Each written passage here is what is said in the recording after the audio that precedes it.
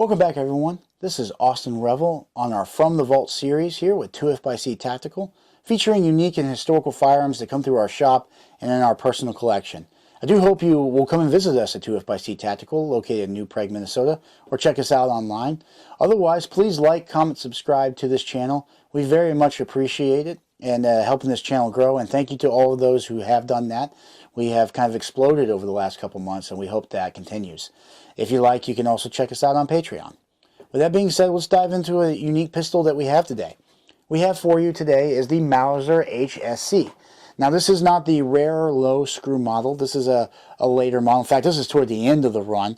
The last of the pistols ended in the 952,000 range. This is a 931,000 serial number pistol. Now, that doesn't mean that there was over 950,000 pistols made.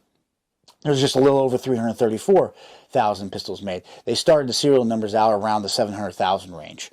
Now, with that being said, this design was done to help Mauser compete with Walther and their PPK. It's chambered in the same round, the 7.65 millimeter Browning, or the 32 ACP cartridge as we know it here. It's a hammer fire design. It does feature the typical European magazine release below the pistol grip. This one does come with a holster, and we'll get into the holster here in a minute. The HSc is a hammer-fired gun, but it's done kind of differently.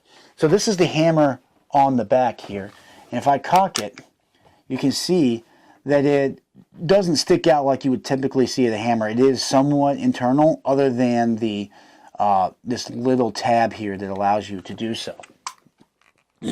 Now, with that being said, the HSc was a very reliable gun, and this was done originally to compete on the commercial market with the PPK. Now, this would be going to design and production in 1940. It would end up being gobbled up by the Kriegsmarine, the Luftwaffe, and the Army, and as well as police forces. So it never really fully entered commercial service at the time. The first 1,350 pistols, I should say, that were produced for the civilian market featured that lower screw. And about half of those were bought by the Kriegsmarines to be used in the German Navy. After that, they went back and redesigned and moved the grip screw up, and it was produced for the police, Army, and Luftwaffe after that, from that point forward. It does feature a Waffen stamp, which is very hard to see, right there, right near the pistol grip on the trigger guard. It's pretty faded. Overall, though, this pistol is in very good shape. They were very, very good pistols and well liked.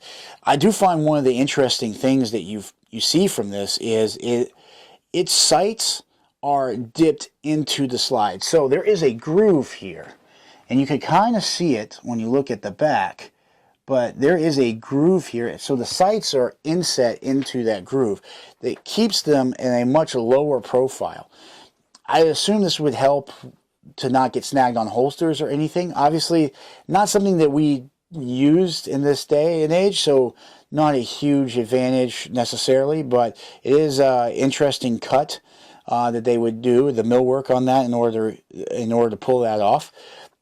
In terms of production of these pistols, as I said, about 334,000 of these were made. When you put that in perspective, we did the J.P. Sauer 38H in a previous video. They made about 200,000 of those, and this had one less year of production, so therefore it ended up slightly ahead of where that one was. So a little bit more commercially successful pistol than, say, the 38H. These would go on to have a post-World War II life, though.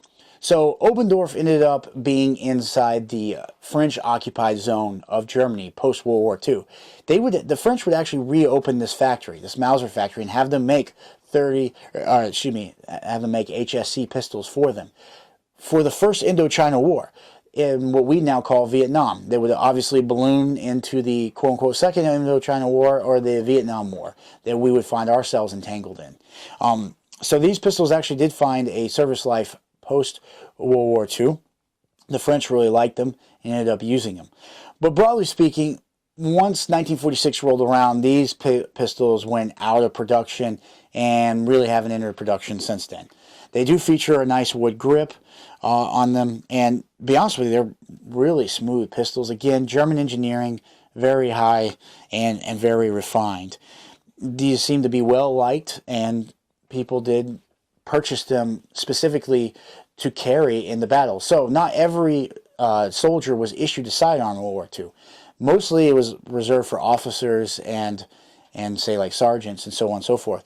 But a lot of the lower ranked individuals would purchase these and use them, because since they weren't issued a sidearm, they preferred to have one, and these were available on the commercial market, so they would go and grab them. Now, when we get into the holster, you'll notice something unusual. This is a German holster with an American airborne insignia on it. This obviously is not original to the holster. It was put there by the captor, which is why I find this one really cool, because in here, J. Huntington and his serial number is the service member who acquired this weapon, I would assume during World War II. We're doing some research to find out who Mr. Huntington was and where he served.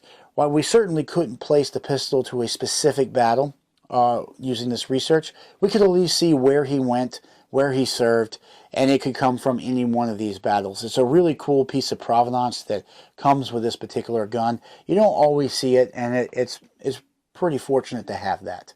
But I do hope you enjoyed this video, and I appreciate you tuning in. Until next time, we look forward to seeing you. Have a good one.